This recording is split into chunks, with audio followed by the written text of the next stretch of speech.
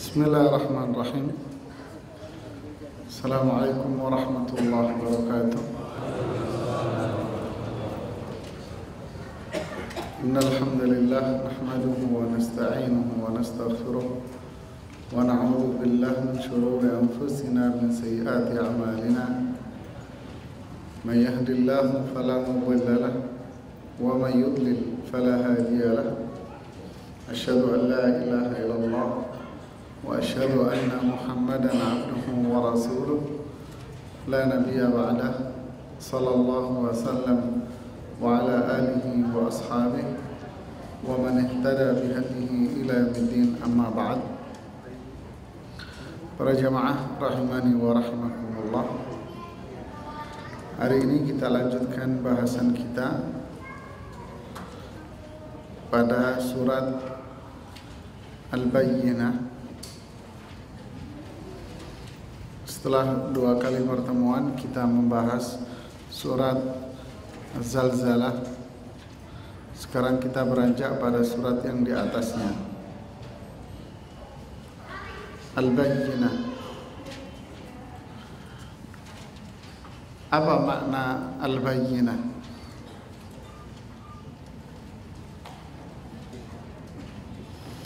Al-Bayyinah ini artinya bukti.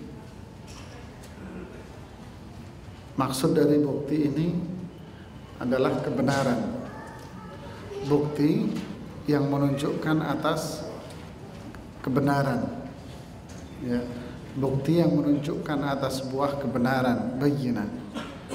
Seperti dalam hadis Rasulullah SAW, al-bayyinatu 'alal mudda'i wal yaminu 'ala man ankar. Bukti itu harus didatangkan bagi penuduh, sedangkan yang tertuduh cukup yamin, bersumpah saja. Jadi al-bayyinah ini bukti yang menunjukkan atas kebenaran. Surat ini berkaitan dengan orang-orang kafir.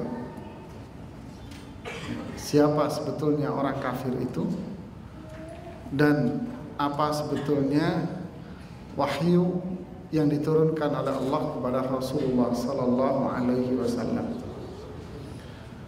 Dampak dari orang-orang yang mengingkari wahyu itu serta janji yang Allah berikan bagi mereka yang mengimani wahyu itu. Surat ini pun berkaitan dengan manhaj atau prinsip dasar yang harus dipegangi oleh setiap muslim, dan inilah yang diyakini oleh para ulama kita. Ayat pertama Allah berfirman, sebetulnya surat ini terdiri dari 7 ayat ya, cuman panjang-panjang ayatnya, jadi terkesan panjang. Ayat yang pertama Allah berfirman, lam yakunil ladzina kafaru min ahlil kitabi wal musyrikina munfakkina hatta ta'tiyahumul bayyinah. Lam yakun artinya tidak akan. Alladzina kafaru, orang-orang kafir. Min terdiri dari ahlil kitab, yaitu ahlul kitab. Wal musyrikin, dan orang-orang musyrik. Munfakin, mereka meninggalkan, sampai hatta ta'tiyahum, datang kepada mereka al-bayyinah, sebuah bukti. Jadi terjemahan yang mengalir gimana? Orang-orang kafir itu, atau orang-orang kafir yang terdiri dari kelompok ahlul kitab dan terdiri dari kelompok musyrik, mereka tidak akan meninggalkan kekufuran mereka sampai datang kepada mereka sebuah bukti kebenaran. Jadi ini seperti semisal sumpah mereka. Kalau ada bukti, saya ikut, gitu loh. Sepertinya sederhananya. Mana buktinya? Kalau ada buktinya, saya mau ikut kamu. Itulah seperti itu. Jadi mereka tidak akan meninggalkan kekufurannya sampai ada sebuah bukti yang menyatakan bahwa mereka itu salah, mereka itu batil, dan lawan mereka itu benar. Baru mereka akan meninggalkan agama mereka dan mereka akan masuk ke agama yang itu. Ini maksudnya. Kita cermati lebih dalam. Di sini Allah mengatakan alladzina kafaru. Ya. Kita cermati dulu para pelakunya. Alladzina kafaru. Di sini Allah dengan jelas mengatakan orang-orang kafir. Ya. Dengan jelas Allah mengatakan orang-orang kafir. Min, penjelas. Terdiri dari siapa orang-orang kafir itu? Terdiri dari dua kelompok besar. Kelompok pertama ahlul kitab, dan kelompok yang kedua adalah al-musyrik. Ahlul kitab terdiri dari Yahudi dan Nasrani. Orang-orang musyrik dijelaskan oleh para ulama. Semua para ulama mengatakan orang musyrik ini adalah abadatul authan minal arabi wal ajam. Para penyembah berhala, patung yang terdiri dari kaum Arab dan non-Arab. Ini redaksinya Imam Ibnu Katsir. Spesifik dijelaskan oleh Imam Syangqiti. Siapa orang-orang musyrik ini? Musyrik ini adalah para penyembah berhala yang terdiri dari agama Buddha, Hindu, Majusi, terus agama apa lagi tuh? Konghucu, terus apa? Konfusius ya, Shinto, dan seterusnya. Ini mereka ini termasuk dalam kelompok agama syirik. Ya. Syekhul Islam Ibnu Taimiyah rahimahullahu taala dan para ulama Ahlus Sunnah wal Jamaah memasukkan kategori orang-orang musyrik adalah orang-orang muslim yang melakukan perbuatan syirik besar. Ya, mereka yang melakukan syirik besar, karena pelaku syirik besar itu keluar dari Islam. Inilah kelompok yang namanya orang kafir. Ini kelompok orang kafir, Yahudi, Nasrani, Buddha, Hindu, Majusi, dan seterusnya. Mereka inilah orang-orang kafir yang dikatakan oleh Rasulullah sallallahu alaihi wasallam, umirtu an uqatilan nas, saya diperintahkan oleh Allah untuk memerangi mereka. Siapa mereka ini? Manusia-manusia ini, ya ini orang-orang ini.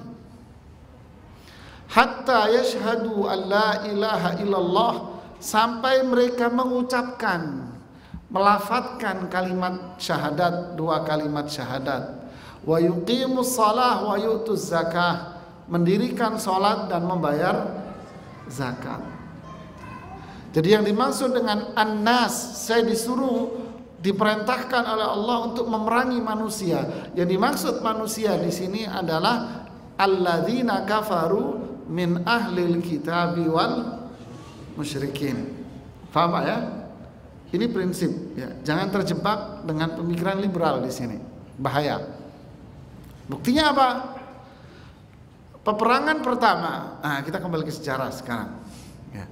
Peperangan pertama Rasulullah sallallahu alaihi wasallam, perang Badar. Dengan siapa? Kelompok yang mana? Pertama, kedua? Kedua, kaum musyrik yang notabene mereka penduduk Makkah, penyembah berhala. Peperangan kedua, perang Uhud. terjadi pertempuran dengan siapa? Musyrik, masih dengan orang musyrik. Pertempuran ketiga, perang Ahzab atau perang Khandaq. Dengan siapa? Gabungan. Ini pasukan sekutu. Makanya disebut Ahzab, kumpulan dari beberapa kelompok. Jadi perang Ahzab yang ketiga ini gabungan. Mereka adalah kelompok alladzina kafaru, orang-orang kafir. Mereka terdiri dari orang-orang musyrik Makkah, kemudian pelarian dari Yahudi suku Nadir yang diusir oleh Rasulullah dari Madinah, kemudian terdiri dari Yahudi dari suku Khaybar, kemudian terdiri dari Yahudi suku siapa? Ghatafan. Ya, Ghatafan. Mereka menjadi pasukan gabungan. Mereka adalah alladzina kafaru. Semua diperangi oleh Rasulullah SAW. Kemudian ada pertempuran Khaybar, khusus dengan Yahudi Khaybar. Kemudian pertempuran Rasulullah SAW dengan pada waktu perang Mu'tah. Dengan siapa perang Mu'tah ini? Siapa yang tahu? Romawi, yang notabene agamanya Nasrani. Ya, Mu'tah Yordan, masuk wilayah Yordan, dan pada waktu itu di bawah penjajahan Imperatoriyah Romawi. Ya, Romawi. Rasulullah wafat. Kemudian terjadilah pertempuran di zaman Abu Bakar. Dengan siapa? Murtad. Mereka yang keluar dari Islam ke agama masing-masing. Kemudian dengan Irak. Ini urutannya. Dengan Irak yang notabene agamanya apa? Persia, ya kan? Kemudian dengan Syam. Setelah itu Syam yang notabene di bawah penjajahan Romawi, agamanya Nasrani, dan seterusnya kita urutkan. Kemudian lari ke wilayah Afrika. Di situ masuk ada Mesir, Libya, kemudian Sudan, kemudian Tunis, ya. Ini mereka agamanya apa? Nasrani di bawah kerajaan Romawi Bizantium, dan seterusnya. Mereka ini adalah alladzina kafaru, yang diperangi oleh Rasulullah sallallahu alaihi wasallam. Begitulah mereka kaum Majus diperangi di zaman Umar ibnul Khattab, yang dimana Majusi pada waktu itu banyak didominasi di negara Iran dengan pasukan komandannya Sa'ad bin Abi Waqqas yang pertama kali menaklukkan daerah-daerah seperti itu, kemudian masuk wilayah timur dan sebagainya. Ini menunjukkan bahwa alladzina kafaru, orang-orang kafir ini memang seperti yang disebutkan oleh Allah di dalam ayat ini, mereka terdiri dari Yahudi, Nasrani, dan semua agama-agama yang masuk kategori agama syirik. Istilah Indonesia kita, agama ini terbagi jadi dua. Agama samawi dan agama non-samawi. Yahudi, Nasrani disebutkan di Al-Quran sebagai ahlul kitab, yaitu agama yang mendapatkan kitab. Kalau bahasa kita disebut dengan agama samawi, penisbatan kepada sama langit. Ya, kalau kita belajar PMP kewarganegaraan dulu kan begitu, Pak. Agama samawi, penjabaran dari silah pertama kan gitu ya. Oke. Alladzina kafaru min ahlil kitab. Mereka Yahudi Nasrani disebut dengan agama ahlul kitab, agama yang dapat kitab, walaupun pada hakikatnya kitab yang telah mereka peroleh, Injil dan Taurat, itu telah mengalami perubahan yang begitu besar. Sejak kapan? Sejak zaman Rasulullah Sallallahu Alaihi Wasallam itu sudah terjadi perubahan-perubahan yang signifikan. Tapi tetap mereka disebut oleh Allah di dalam Al-Quran sebagai ahlul kitab, karena basicnya mereka adalah agama yang mendapatkan wahyu dari Allah melalui Nabi Musa dan Nabi Isa alaihi wassalam. Nah, jadi itu kenapa mereka disebut sebagai ahlul kitab. Al-musyrikin, kenapa mereka disebut agama syirik? Karena memang mereka murni beribadah kepada berhala dan tidak memiliki kitab suci.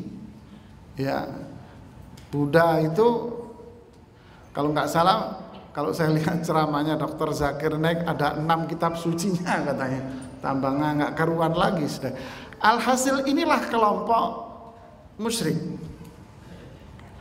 Dari ini semuanya berarti kita meyakini bahwa agama yang diperjuangkan oleh Rasulullah SAW, yang namanya agama yang diperjuangkan oleh Rasulullah, diperjuangkan oleh para sahabat sampai mereka wafat untuk itu, adalah agama yang mana?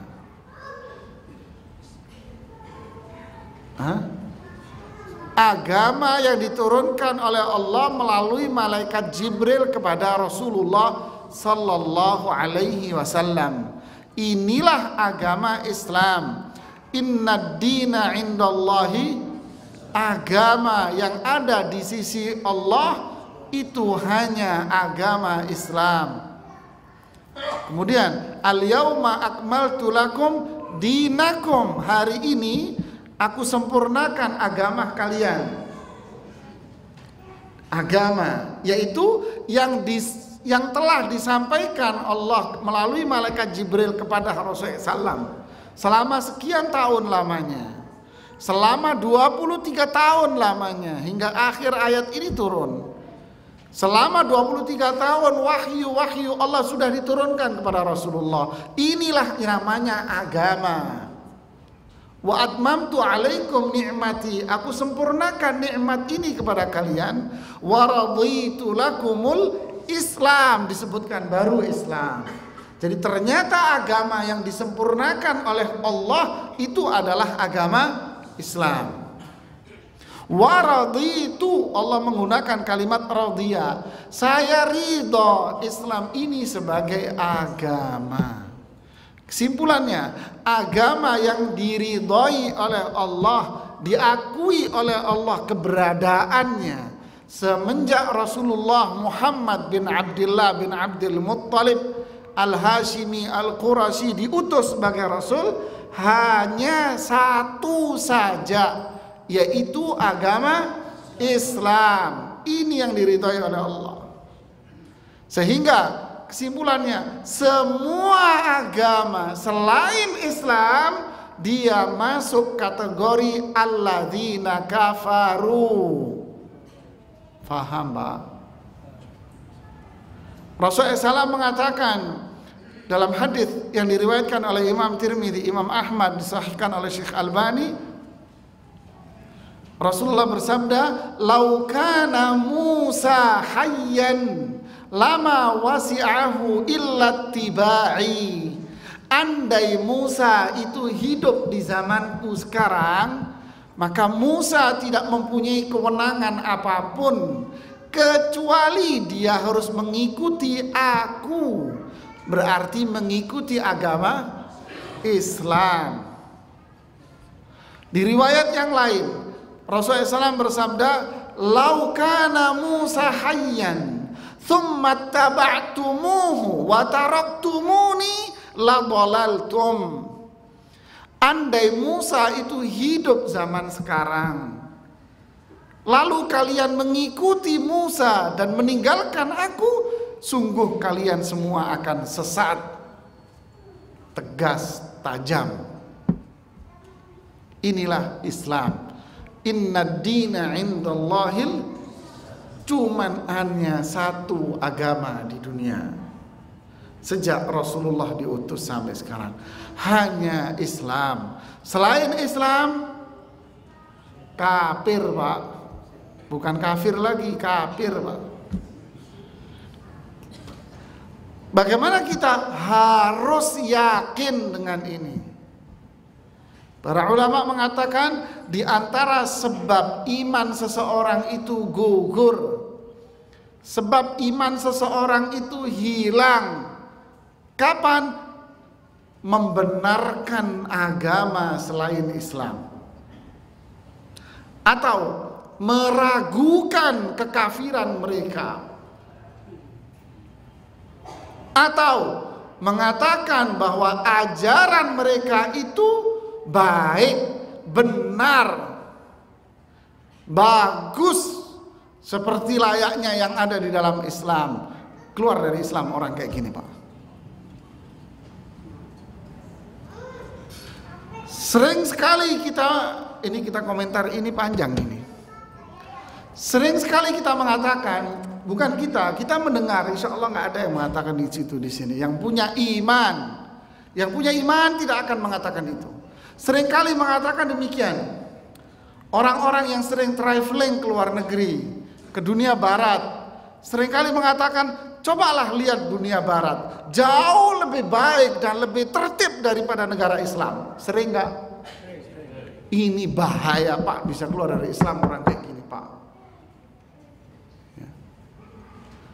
Saya sering dapat broadcast dari teman-teman, foto yang menunjukkan kalau orang-orang Hindu itu masuk ke agamanya, ke tempat peribadatannya, naruh sendalnya rapi. Pernah lihat broadcastan seperti itu? Sendalnya rapi, tertata, bagus, dilihat mata enak, cakep. Terus di samping fotonya itu masjid-masjid yang di Timur Tengah yang sendalnya belepotan, berantakan. Ini apa ini maksud dari mengupload foto-foto seperti ini? Apakah maksudnya bahwa apa yang mereka lakukan orang-orang Hindu itu lebih bagus daripada yang dilakukan oleh orang Arab yang notabene adalah Islam? Gara-gara cuma naruh sendal saja Anda mengatakan bahwa mereka lebih bagus? Hati-hati, Pak. Gara-gara mereka tertib lalu lintas, gara-gara mereka kalau ada apa-apa rapi, ngantri,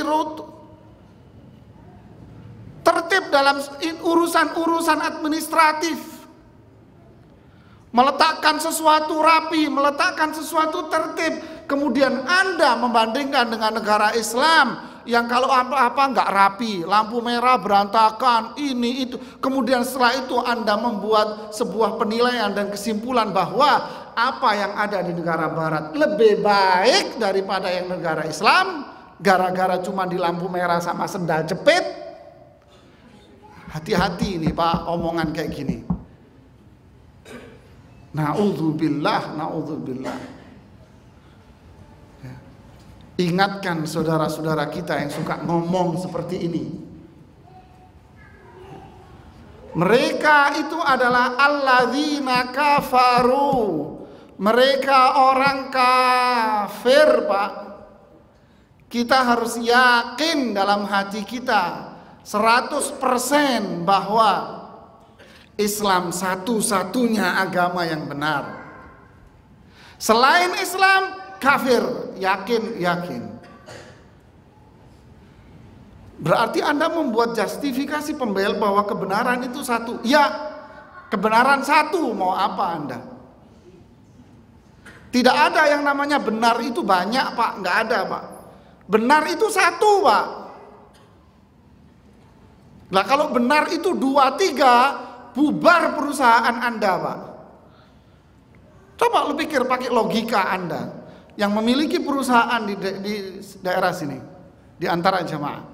Anda punya perusahaan, konsep mana yang Anda anggap baik dan benar? Semua karyawan yang membawa konsep dan sistem Anda anggap benar, atau konsep yang benar itu adalah konsep yang dibuat oleh manajemen saja? Yang mana, Pak? Kenapa Anda mengatakan kebenaran itu bisa ganda? Kenapa ketika berbicara Islam Anda mengatakan jangan membuat dikotomi? Jangan pakai bahasa sok keren dengan istilah-istilah barat Inggris.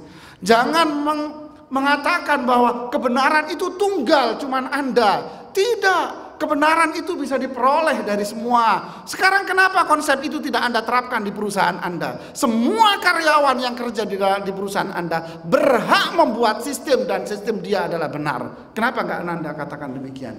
Rubuh perusahaan Anda besok. Faham nggak maksud saya? Ini logika kemana? Kenapa membuat dualisme sebuah prinsip ganda seperti ini? Ya. Inilah manusia yang benci akan Islam. Ini yang harus kita yakini para jamaah. Islam satu-satunya agama yang benar. Kita tanamkan kepada anak-anak kita sejak kecil bahwa ini Islam, ini ajaran Islam, ini aturan Islam. Anak saya pulang-pulang, Bi, kata Bu Guru besok mau ulang tahun. Siapa? Temanku. Aku mau beli kado. Nah, orang Islam itu nggak kenal ulang tahun. Ulang tahun itu punya orang kafir, nak. Oh gitu, Bi? Iya. Orang Islam nggak ada ulang tahun. Ulang tahun punya orang kafir. Terus nggak usah ikut. Sampaikan sama gurumu besok, Bu, ini kan SD Islam terpadu. Kenapa kok melakukan ulang tahun yang dimana itu adalah perbuatan orang kafir? Ngomong gitu besok, nak ya. Siap.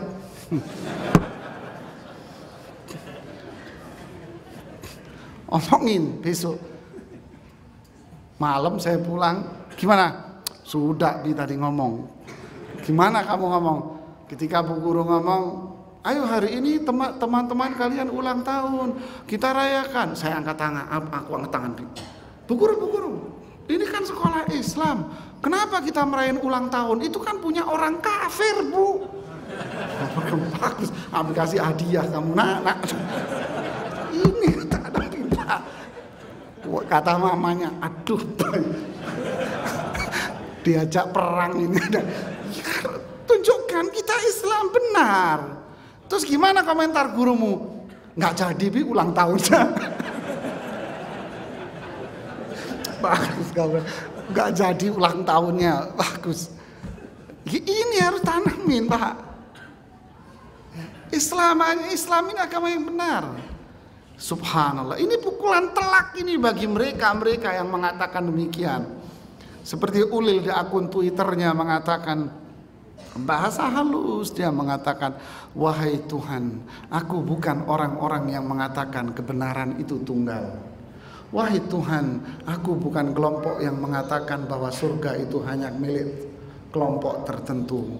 Wahai Tuhanku, saya bersyukur dan memujimu karena telah membuka pikiranku, di mana kebenaran dan surga itu bisa dimasuki oleh semua orang. Yahudi, Nasrani, Buddha, Hindu, semua akan disebutkan mereka semua berhak memasuki surgamu. Ini kufur ini. Ini kufur ini, Pak. Ini jelas-jelas kufur, keluar dari Islam. Semua agama sama? Tidak. Nah, kalau semua agama sama, buat apa Rasulullah jihad? Ya, kita kembali ke ayat ini. Allah berfirman, lam yakunil ladzina kafaru. Orang-orang kafir itu yang terdiri dari kelompok besar tadi, mereka berjanji kalau memang kebenaran itu datang, mereka akan beriman kepada utusan Allah.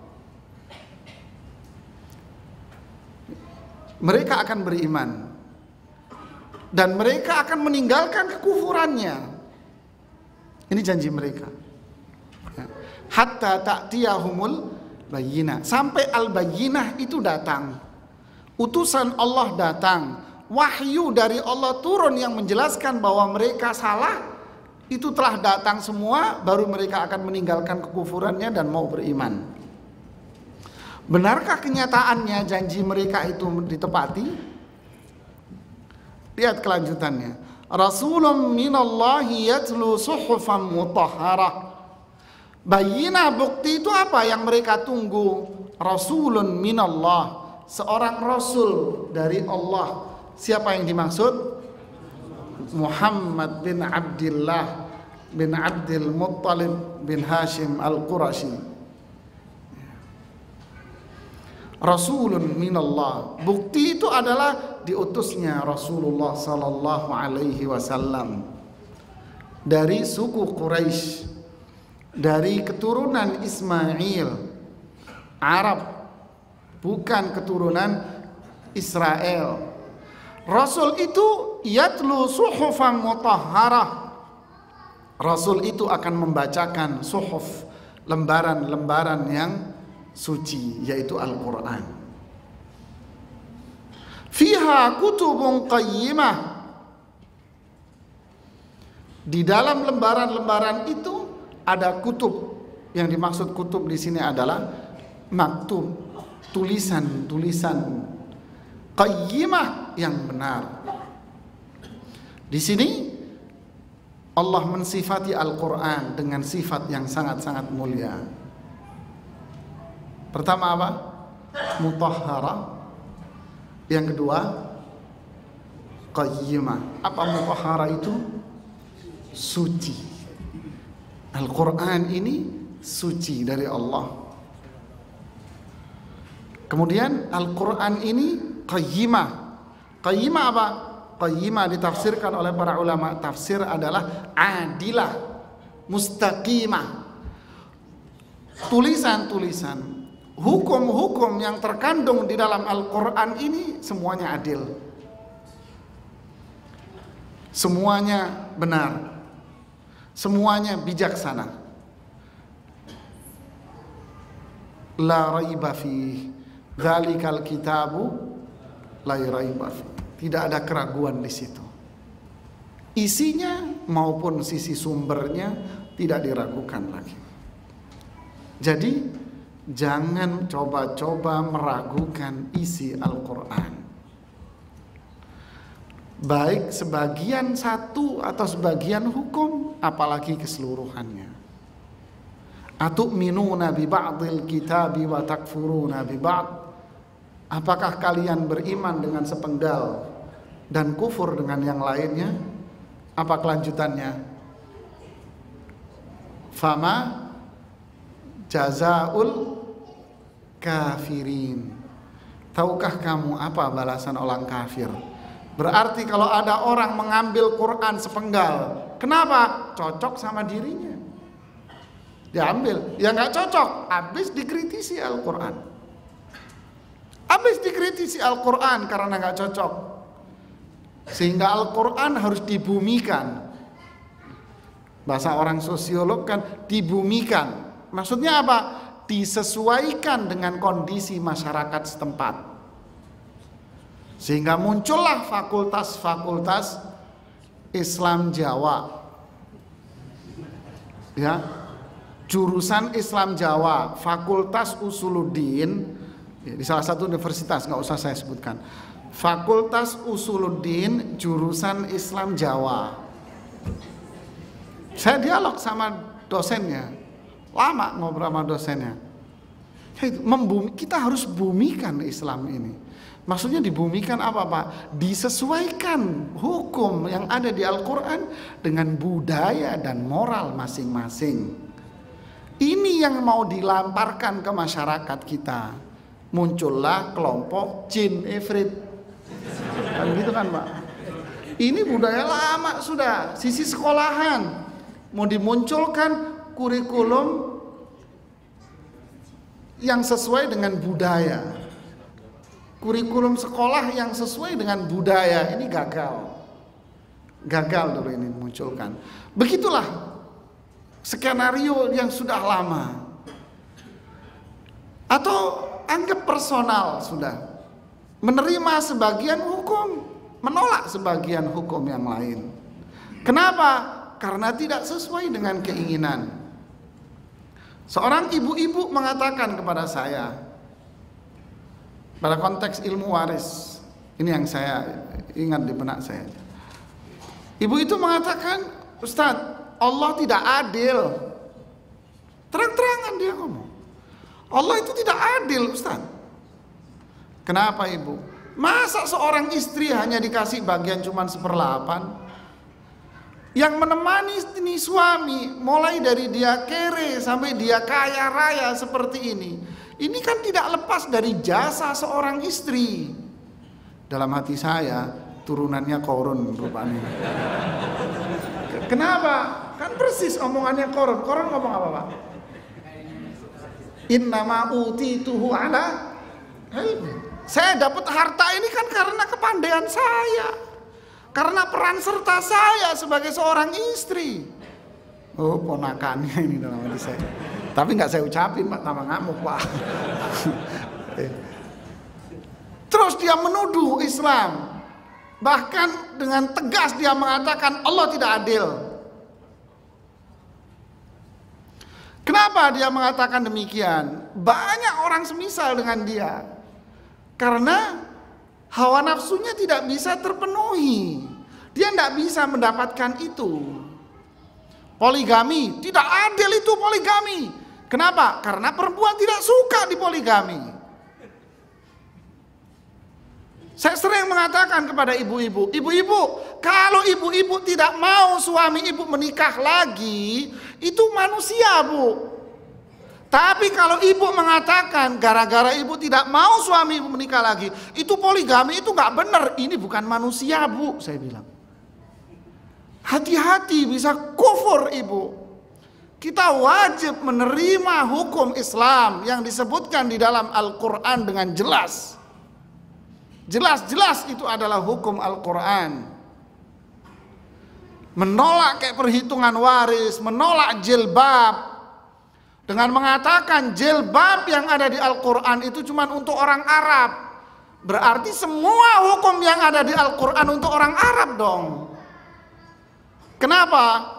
Karena semuanya turun di Arab, Pak. Nggak ada hukum turun di Jakarta, di Betawi, Pak. Nggak ada.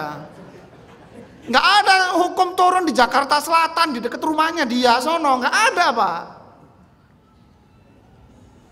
Nggak ada. Semua hukum Al-Quran dari Al-Fatihah sampai An-Nas turun di Arab, Pak. Di Mekah sama Madinah. Berarti kalau dia mengatakan itu hukum sesuai orang Arab, berarti kamu mau bikin Quran sendiri turun di kebun kamu belakang situ. Astagfirullahaladzim. Ini terang-terangan menolak jilbab. Ini hukum Allah. Hati-hati Anda. Fiha kutubun qayyimah. Di dalam Al-Quran itu ada catatan-catatan yang adil, bijak, dari zat yang maha adil, dari zat yang maha bijaksana, dari zat yang memiliki nama-nama dan sifat-sifat yang maha sempurna. Inilah bayyinah yang diturunkan oleh Allah kepada Rasulullah Sallallahu Alaihi Wasallam. Apa kenyataannya? Setelah Rasul datang, Al-Quran diturunkan, berimankah mereka? Wa ma tafarraqal ladzina utul kitaba illa min ba'di ma ja'atuhumul bayyinah. Sungguh mereka itu malah terpecah belah.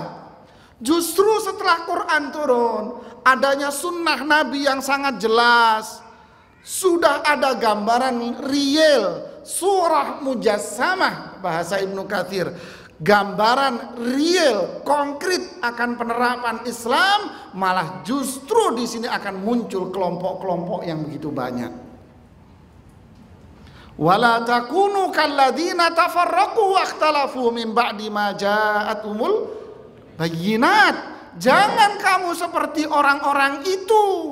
Mereka itu berpecah belah setelah datangnya Al-Quran. Lihat. Ya Nuh, bukan Nabi Nuh. Ya Saleh, wahai Saleh, kami akan beriman kepada Tuhan yang kamu katakan itu kalau buktinya datang. Besok 3 hari lagi datang buktinya. Apa itu? Adab. Karena Allah tahu ini nggak bakal beriman sudah. Turunkan makanan dari langit, nanti kami beriman. Ya kan? Setelah dikasih turun makanan dari langit, kamu diskriminatif ya, orang itu tok yang kamu kasih. Ya salam, serba salah. Tadi kamu yang minta, sekarang diturunkan makanan dari langit malah kufur kamu. Nabi Hud, ya Hud, kami akan beriman kalau ada bukti. Sama. Semua orang-orang Israel, semua Yahudi, Nasrani, begitu wataknya dari nabi ke nabi. Coba lihat sejarah para nabi dulu, semua begitu. Kalau ada bukti, kami pasti ikut. Tambah nggak ikut, Pak. Inilah watak mereka. Makanya Nabi mengatakan, Rasulullah mengatakan di Al-Imran itu kan, wala takunu, kalian orang Islam, jangan seperti Yahudi Nasrani ini. Kerjanya cuma sumpah. Nanti kalau bukti datang kami beriman. Jangan kayak begitu loh kalian. Tapi kenyataannya apa? Rasulullah telah menggariskan bahwa perpecahan di tubuh umat ini pasti terjadi. Yahudi akan terpecah belah menjadi 71. Nasrani akan terpecah belah menjadi 72. Wasataftariqu ummati ala 73 firqah. Umat ini akan terpecah belah menjadi 73 golongan. Semuanya di neraka. Tuh Pak, semuanya di neraka. Kenapa? Karena yang benar itu cuman satu, Pak. Semua di neraka. Illa wahidah, yang benar satu. Siapa ini ya Rasulullah? Ma'ana alaihi al-yauma wa ashabi. Orang yang memegang prinsipku dan orang-orang yang mengikuti para sahabatku, ini orang yang benar, ini Islam. Ini Islam, ini yang benar, yang lain di neraka, Pak. Ini prinsip Islam. Coba lihat masyarakat, orang-orang yang melakukan bid'ah, kemusyrikan dan sebagainya. Kita jelaskan, ini loh Pak dalilnya. Ini dalilnya, ini ayatnya, ini hadisnya. Wah, itu kan kamu yang gak paham penafsirannya. Ilmu kamu baru cetek. Yang bisa menafsirkan ini hanya kelompok orang yang ilmunya sampai nyemplung laut paling dalam. Siapa itu? Kagak tahu. Astaghfirullahaladzim. Inilah yang terjadi. Justru malah ditolak terang-terangan. Inilah para jamaah. Apa yang digariskan oleh Allah dan Rasulnya, ini adalah hukum alam yang pasti terjadi. Ya, pasti terpecah belah manusia, itu pasti terjadi. Yahudi, Nasrani pasti akan masih muncul sampai akhir zaman, pasti ada. Orang-orang musyrik, Buddha, Hindu mesti masih ada. Dan tubuh orang Islam sendiri akan pecah, pasti ada. Terus gimana dong? La tazalu ta'ifatun min ummati zahirina 'alal haqq. Nanti akan ada sekelompok umatku yang menunjukkan al-haq, kebenaran. Apa itu kebenaran? Ma ana 'alaihi al-yauma wa ashabi. Orang yang berpegang teguh dengan sunnahku, dengan diriku dan para sahabat. Ini mereka, inilah alal haq. Ini mereka yang benar. Dan masih ada sekelompok. Ada masyarakat yang berpegang. Inilah Islam para jamaah. Inilah Islam al-haq yang kita yakini dan wajib kita yakini. Selain Islam tidak mau berkembang dengan Quran hadis, berarti mereka termasuk kulluhum finnar. Semua akan berada di neraka. Kita Bismillahirrahmanirrahim. Alhamdulillah wassalatu wassalamu ala Rasulillah wa ba'd. Para jemaah rahimani wa rahimakumullah. Tentu ayat-ayat ini memiliki banyak sekali faedah, manfaat buat kita semuanya. Dan faedah yang paling besar, dan ini adalah prinsip dasar yang dipegangi oleh setiap umat Islam, bahwa kita bersyukur kepada Allah atas nikmat Islam yang Allah berikan kepada kita. Nikmat Islam. Allahu waliyul ladzina amanu yukhrijuhum minadh dhulumati ilan nur.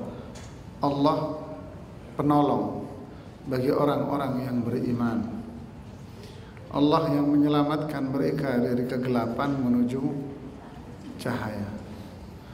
Terus kelanjutannya apa?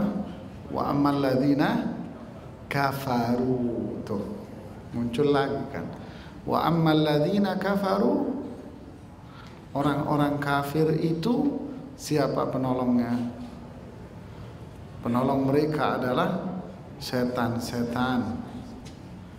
Yukhrijunahum minan nuri ila zulumat, malah berbalik. Setan itu yang mengeluarkan mereka dari cahaya menuju kegelapan. Inilah Islam, cahaya Islam, cahaya Al-Quran, cahaya sunnah Rasulullah sallallahu alaihi wasallam. Dan mereka inilah yang disebut di dalam surat Al-Kafirun yang berapa minggu yang lalu kita bahas. Qul ya ayyuhal kafirun, katakan wahai orang-orang kafir, prinsip dasar ibadah saya orang Islam berbeda dengan prinsip kamu. Tata cara ibadah kami orang Islam berbeda dengan tata cara ibadah kamu. Kesimpulannya, lakum dinukum waliyadin. Kamu urus agamamu sendiri dan kami melakukan amal ibadah kami sendiri. Tidak ada di dalam Islam prinsip gado-gado, kolaborasi, ini dicampur sini, yang sono masuk ke sini dengan dalih kebersamaan. Bagaimana Ustadz kalau tetangga saya Nasrani kawinan saya diundang? Tidak ada kebersamaan di sini, Mas. Keluarga saya non-muslim, bos saya non-muslim, orang tuanya mati. Saya mengucapkan bela sungkawa boleh, lakum dinukum, kamu orang kafir. Ini prinsip. Apalagi sebentar lagi Desember, banyak nanti pertanyaan-pertanyaan yang masuk. Kita disuruh oleh bos untuk melakukan dan berpakaian seperti itu, layaknya mereka. Katakan kepada bos Anda, maaf saya orang Islam, saya tidak diperkenankan untuk melakukan itu. Tidak ada di dalam Islam namanya gado-gado, tidak ada. Islam hanya satu, Al-Quran, Sunnah Rasulullah Sallallahu Alaihi Wasallam. Ini yang kita banggakan sebagai umat Islam. Ini yang kita banggakan prinsip ini. Inilah kebenaran yang kita junjung tinggi. Faedahnya lagi, kita dituntut untuk terus mendalami Islam. Kembali kepada Islam dari rujukan yang asli. Memahami Islam dari konsep yang benar. Para sahabat sebagai contohnya. Kenapa? Agar kita tidak termasuk wa ma tafarraqal ladzina utul kitab. Agar kita tidak terpecah belah. Wala takunu kal ladzina tafarraqu. Jangan kalian seperti orang-orang ini yang terpecah belah. Umat Islam terpecah menjadi kelompok-kelompok. Kenapa? Karena mereka tidak mau kembali kepada Al-Quran dan Sunnah. Atau mereka kembali kepada Al-Quran dan Sunnah, tetapi mereka maknai sendiri sesuai selera. Tidak memaknai Quran dan Sunnah seperti yang sudah dicontohkan oleh siratal ladzina an'amta alaihim. Dicontohkan oleh mereka ini yang pada akhirnya semua orang akan makan sesuai dengan menu yang dia sukai. Islam bukan restoran. Anda masuk, saya makan menu ini dan saya tidak doyan ini, yang sono doyan ini dan tidak doyan itu. Akhirnya dengan dalih kembali Quran hadis, tapi sebetulnya dia ibarat orang yang masuk ke restoran. Memaknai dan memahami Quran dan hadis sesuai dengan kemauan masing-masing. Inilah yang terjadi. Kita wala takunu kalladzina tafarraqu. Jangan seperti mereka, kata Allah. Kembali kepada Islam, kembali kepada Quran, Sunnah Rasulullah, dan contohnya jelas para sahabat dan para ulama as-salafus saleh. Wallahu a'lam bishawab. Sampai di sini yang bisa saya sampaikan. Nanti pada ayat selanjutnya kita lanjutkan pada pertemuan berikutnya. Wallahu a'lam bishawab. Ada yang ingin ditanyakan, silakan. Follow. Sebagian orang ada yang bertanya bahwa Islam itu meluaskan wilayah itu dengan cara berperang. Saya ditanya di sini, kok di situ kayak ada unsur pemaksaannya, kayak gitu katanya. Bagaimana cara? Iya, menarik ini. Islam tersebar dengan berperang. Kok, nah akhirnya muncul koknya, Pak. Kok ada paksaan? Mas, sudah dibaca nggak kalau Islam tersebar dengan perang? Sudah kamu baca nggak? Atau kamu cuma baca headline-nya aja, judulnya doang kamu baca? Akhirnya muncul kok gitu. Hah? Kenyataannya apa? Tidak dibaca. Makanya muncul kok. Coba Anda baca, kok itu nggak muncul nanti, Mas. Ya baca dulu dong. Benarkah Islam itu tersebar dengan berperang? Subhanallah. Islam tidak tersebar dengan berperang, Pak. Tidak ada satu sahabat pun yang ngajak perang, tidak ada.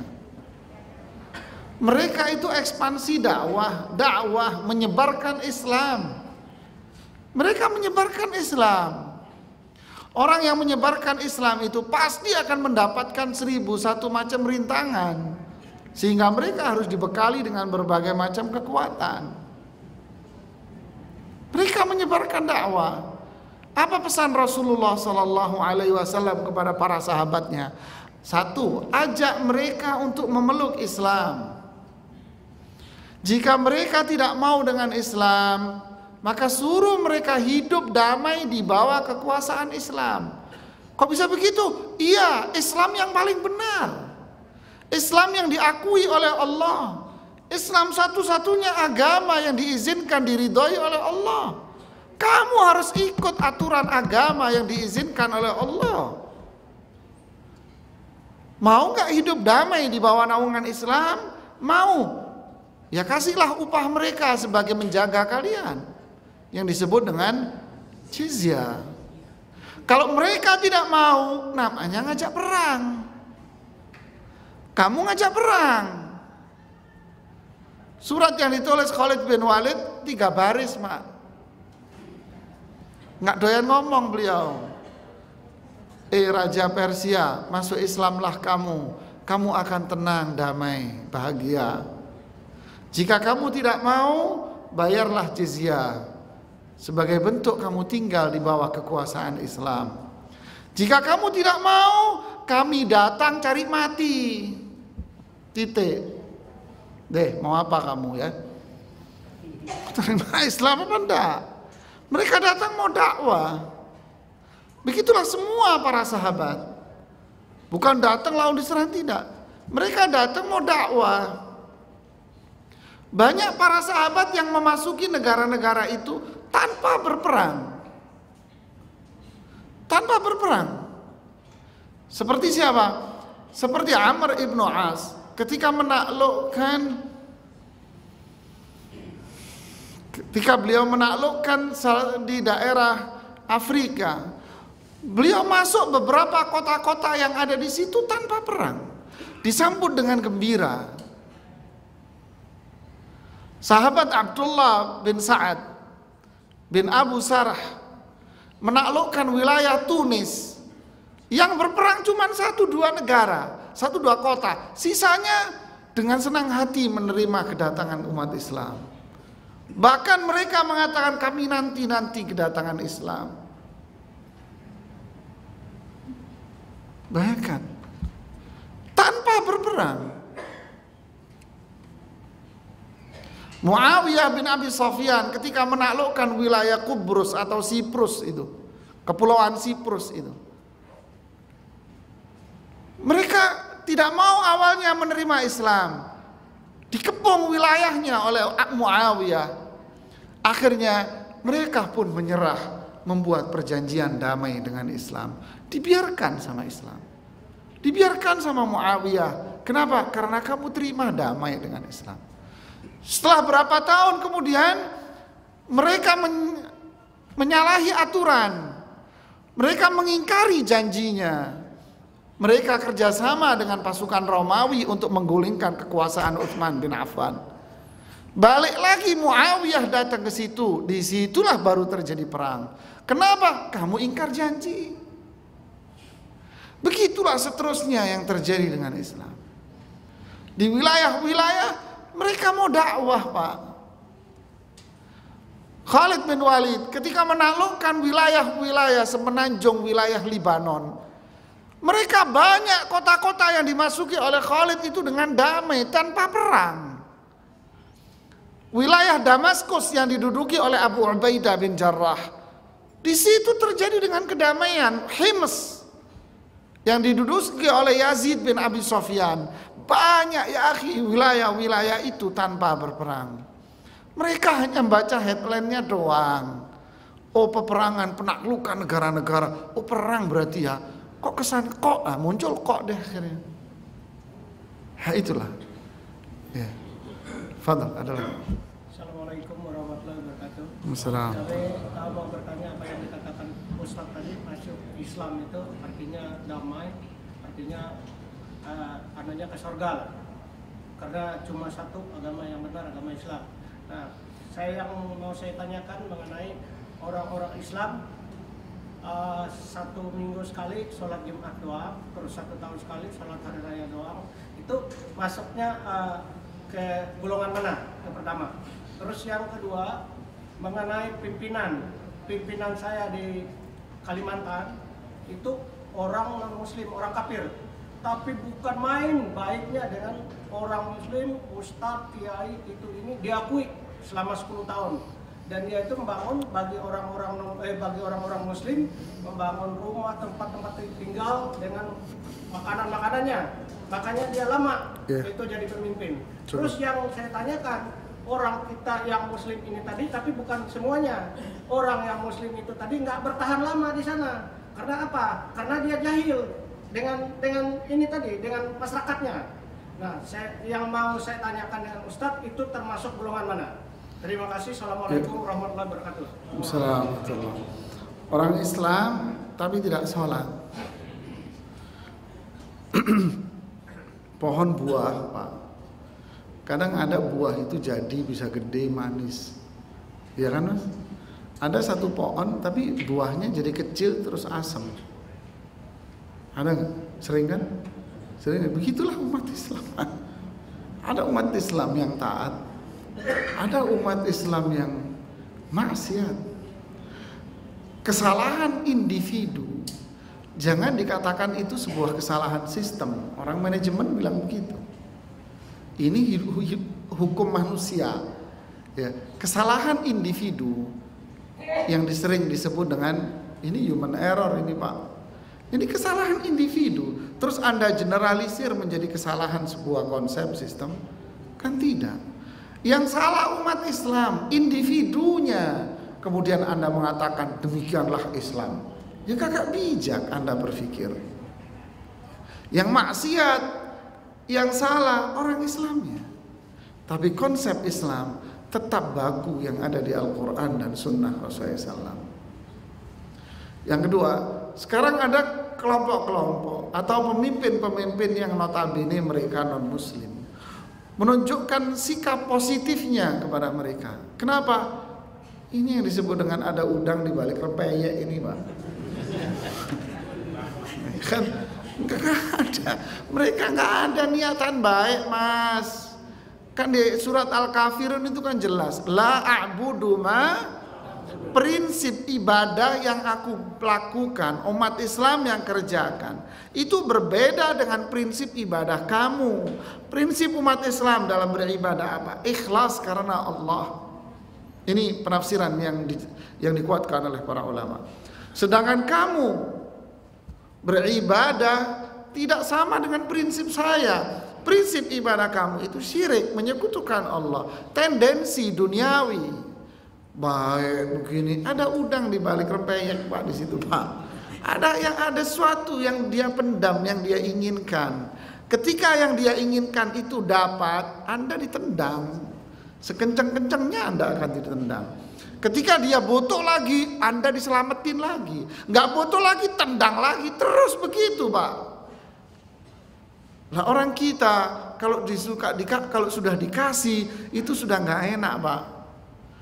Monggo ndereaken kata orang Jawa. Kalau sudah dikasih, kepalanya dikasih, monggo ndereaken Pak. Dikeplak juga dikasih Pak. Kenapa? Kemarin dikasih duit masalahnya gitu loh. Kemarin udah dikasih ini nerimo, sudah nerima sudah.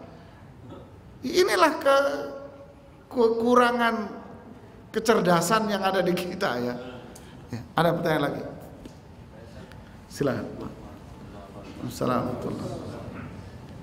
Berkenaan dengan dakwah Rasulullah, Ya. diantaranya seperti Nabi Nuh dan sebagainya, bisa nggak kalau kita yakinkan bahwa mereka pun berdakwah Islam dan agama mereka Islam, karena mereka adalah Rasulullah sebelum Nabi Ya, luar biasa pertanyaan Bapak. Bisakah kami dikatakan bahwa dakwah para nabi dan rasul sebelumnya itu adalah dakwah Islam?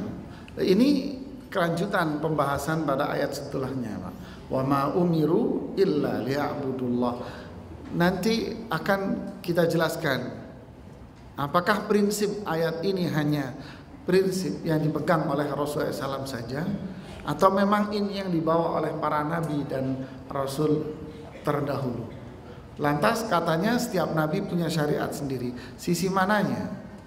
Nah, nanti akan kita jelaskan insyaallah pada minggu ketiga insyaallah ya. Biar datang. Pertanyaan berikutnya. Silakan dari. Assalamualaikum.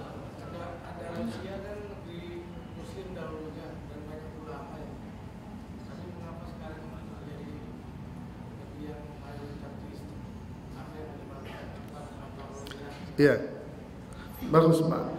Bukan Andalus aja, banyak negara-negara yang dulu dikuasai Islam yang pada akhirnya Islam itu hilang. Kubrus, Siprus, yang tersisa Pak. Siprus terpecah jadi dua. Siprus masuk wilayah dikuasai oleh Yunani, Siprus yang masuk wilayah Turki. Sampai sekarang Siprus orang-orang Turki dan sebagian Yunani, tapi nilai Islamnya hilang sudah Pak. Di perjuangan para sahabat dulu mana? Itulah Iran. Siapa yang memasukkan ke wilayah-wilayah itu? Ini para sahabat dulu berjihad di situ. Hasan, Husain radhiyallahu taala anhu dulu ikut jihad itu untuk memasukkan wilayah untuk Islam di daerah-daerah situ. Nama komandannya Al-Walid bin siapa itu lupa saya. Dan di situ ada sahabat Al-Bara bin Azib. Juga termasuk salah satu komandan perang yang memasukkan Islam di wilayah utara Iran. Ya. Terus sekarang jadi apa Iran? Iya kan? Jadi biang kerok dari semua kejahatan sepanjang sejarah. Itulah sunnatullah. Ini hukum alam Pak. Ya, ini sunnatullah. Ini iradah syar'iyah yang dikehendaki oleh Allah. Beginilah manusia. Faminhum man amana wa minhum man kafar. Di antara mereka ada yang beriman, di antara mereka ada yang kufur. Italia, Kepulauan Italia yang disebut dengan Kepulauan Sisilia, itu yang menaklukkan siapa Pak? Sisilia itu yang menaklukkan siapa? Yang menaklukkan adalah Sa'ad bin Abi Waqqas. Sa'ad bin Abi Waqqas itu yang menaklukkan kepulauan itu, yang dialiri sungai Tigris. Mana Islam sekarang di situ? Itulah faminhum man aman wa minhum man kafar. Tetapi para sahabat masih memiliki jasa yang tidak dihitung dengan dunia Pak. Jasa mereka tidak bisa dinilai dengan kekayaan dunia apapun. Setetes keringat mereka pun tidak bisa kita nilai dengan dunia apa. Itu perjuangan mereka yang hanya bisa dinilai oleh Allah dengan surga. Itulah mereka, para sahabat dan para ulama as-salafus salih. Ada pertanyaan lagi? Ustaz, tadi dijelaskan yaitu ada dua untuk golongan kafir, yaitu ahlul kitab sama orang-orang musyrik. Kemudian di mana posisi para ahlul bid'ah dan syiah rafidah? Apakah mereka juga wajib diperangi atau seperti apa? Kalau mereka tetap seperti itu. Ya. Di mana posisi sekarang Syiah Rafidah? Syiah Rafidah bukan Islam. Mereka agama yang berdiri sendiri. Ya, namanya agamanya dia agama Rafidah. Sekarang bagaimana dengan orang-orang yang melakukan bid'ah? Mereka tetap disebut sebagai ahlul qiblah. Orang yang satu kiblat dengan kita tetap dinamakan sebagai orang Islam. Ya. Karena di dalam Islam sendiri ada yang beriman. Kan disebutkan di hadis Jibril, ada berapa tingkatan Islam? Ada 3. Ada Islam sendiri, Muslim. Ada yang mukmin, ada yang muhsin.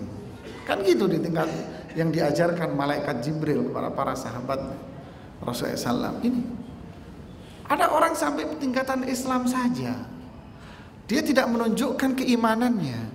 Siapa kelompok ini? Munafik. Ini kelompok munafik. Dia menunjukkan casingnya Islam, tapi hatinya kufur. Dia orang Islam. Bolehkah kita bunuh?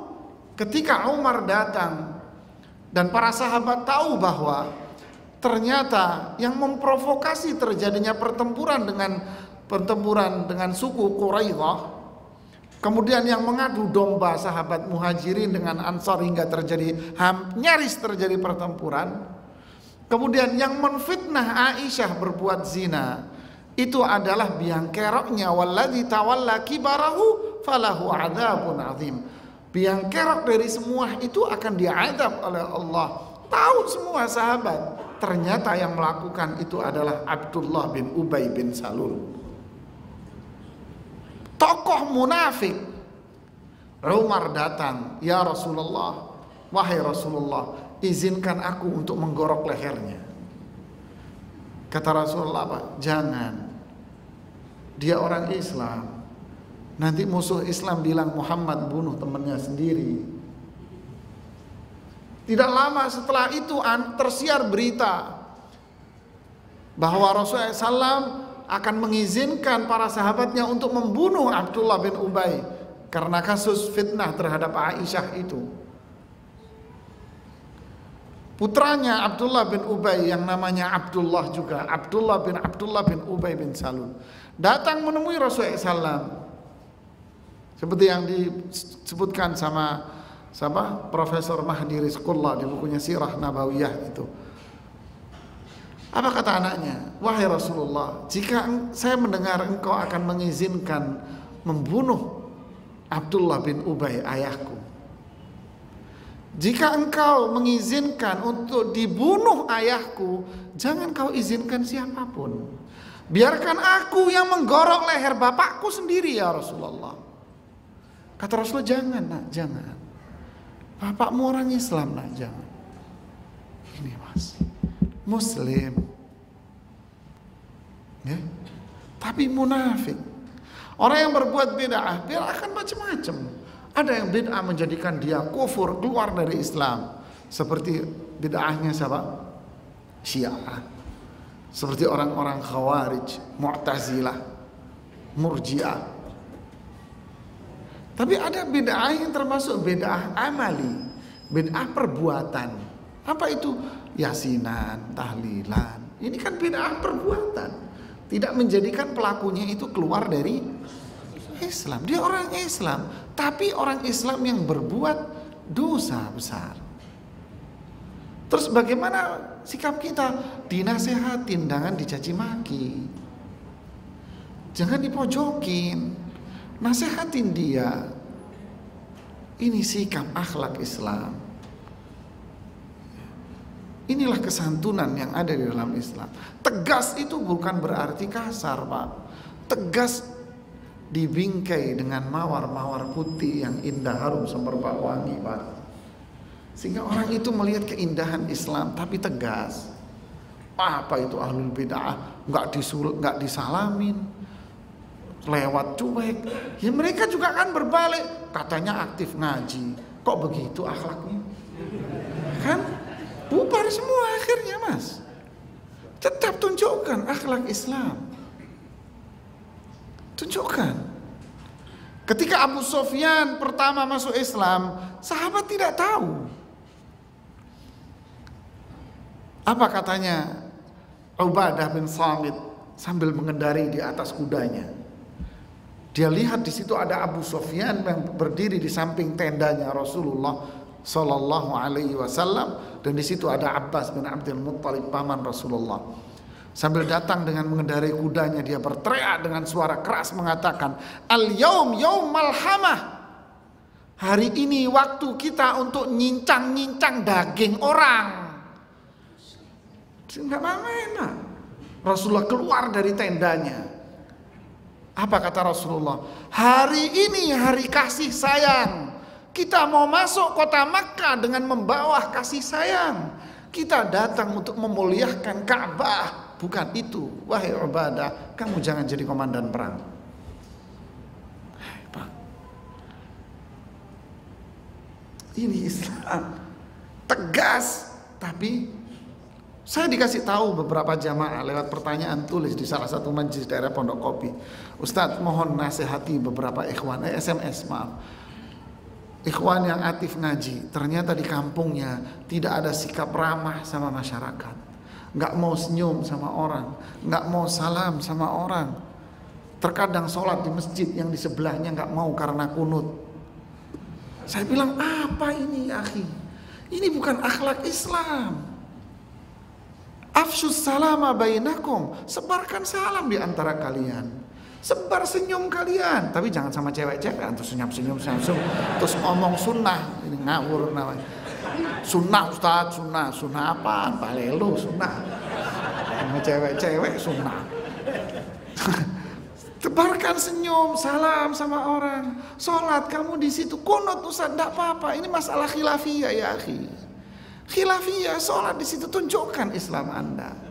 Tunjukkan akhlak kita. Kalau mereka bertanya, kita jawab dengan apa yang kita yakini dengan dalil yang jelas. Jangan salam enggak, senyum enggak, ketemu enggak, kayak mau ketemu, kayak kita berpapasan sama anjing lari saja. Ini bukan akhlak Islam. Ini yang harus kita fahami. Satu lagi, ada yang mau ditanyakan? Silakan, yang belakang-belakang.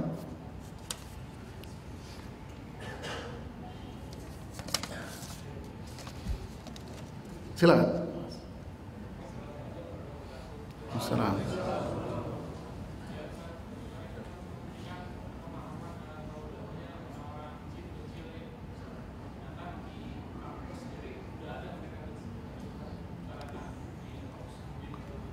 Iya. Bagaimana menanggapi orang-orang jin, ifrit dan sebagainya? Sikapnya apa? Satu, jangan ditanggapi, Mas. Kenapa? Apanya yang mau Anda tanggapin? Mau kita nggak punya tanggapan? Ya kan? Kita nggak ngerti. Kita belum memahami Islam dengan baik, terus Anda berlagak ingin berdebat. Kenapa? Karena bangga dengan alma maternya saya mahasiswa. Wah, kalau sudah dianggap mahasiswa itu seakan-akan di uteknya ada ilmu 100%. Semua orang mau diajak debat sama dia. Dengan pakai jasnya yang wah kebesaran gitu. Tidak, faqidu syai' la yu'ti. Anda tidak paham, tidak punya, jangan kasih orang. Sudah satu. Yang kedua, dalam pelajarilah Islam dengan baik yang benar, sudah belajar ilmu yang baik. Belajar Islam sesuai Quran dan hadis. Kalau kita faham Quran hadis, ajarkan apa yang kita tahu itu kepada masyarakat. Maka kejahatan itu akan terkikis sedikit demi sedikit. Lah kalau kita main debat, kebenarannya yang mana? Lah kalau kamu kalah ngomong sama mereka, itu apa yang terjadi? Habislah Quran, habislah Islam. Justru orang yang tidak tahu menau akan mengatakan, wah iya benar itu ya. Kenapa? Masuk akal. Kan? Terus gimana? Ya sudah, biarin aja mas. Saya tidak bisa membantah mereka, nggak punya kapasitas, nggak punya kompetensi saya. Terus bangunlah kompetensi di diri Anda. Tanam kompetensi yang baik, tanam iman yang baik, fahami Quran, fahami hadis Nabi. Kalau kita sudah faham, ajari teman-teman Anda sedikit demi sedikit. Sedikit-sedikit jadi bukit. Nanti mereka pun juga akan kalah dengan dakwah yang Islam yang bijak. Ya, karena Islam datang bukan untuk debat-debatan, mas. Ya, para ulama paling membenci urusan debat mendebat itu, karena dampaknya lebih besar, dampak buruknya lebih besar daripada manfaat yang dihasilkan. Ya, ada pertanyaan ini tapi di luar tema. Mertua tiri mahram bukan? Mertua tiri mahram bukan? Ya kalau sudah menikah dengan si ayah mertuanya, ya sudah jadi ibunya dia lah. Sudah menikah kok. Ya kan? Bagaimana hukumnya bila kita dipaksa untuk bersalaman? Ya salaman mas, mertua Anda itu kan. Ngaco aja kalau mertua. Nanti istrimu diminta lagi gimana? Kan sudah menikah sama istri, sama si bapaknya. Ya, jazakallahu khair. Ini yang bisa saya sampaikan. Mudah-mudahan bermanfaat buat kita semuanya. Subhanakallah wa bihamdika asyhadu an la ilaha illa anta astaghfiruka wa atubu ilaik. Assalamualaikum warahmatullahi wabarakatuh.